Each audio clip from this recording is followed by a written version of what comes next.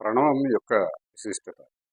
ప్రణవం పరబ్రహ్మ, ప్రణవం పరమం పదం, ప్రణవం సర్వవేదాంతం, సర్వదేవమయం ఇది. అనగా ప్రణవమే పరబ్రహ్మము, ప్రణవమే ముక్తిదాయకము, ప్రణవమే సర్వవేదాలకు ఆద్యము, సర్వదేవతలకు మూలం. అలాగే అనయా సదృశి విద్య, అనయా సదృశి జప, అనయా సదృశి పుణ్యం నభూతో నభవిష్యతి.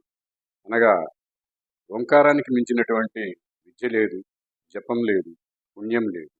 ఇది అనగా ప్రణవము నభూతో నభవిష్యతి. ఎలాగైతే ఒక వరలో కత్తి దాగి ఉన్నదో అలాగే ఓంకారం నందు భగవంతుడు దాగి ఉన్నాడు. అందువల్ల ముక్తి కాముకులైనటువంటి మనమంతా కూడా ఆ ఓంకారాన్ని జపించి భగవంతుడిని పొంది తద్వారా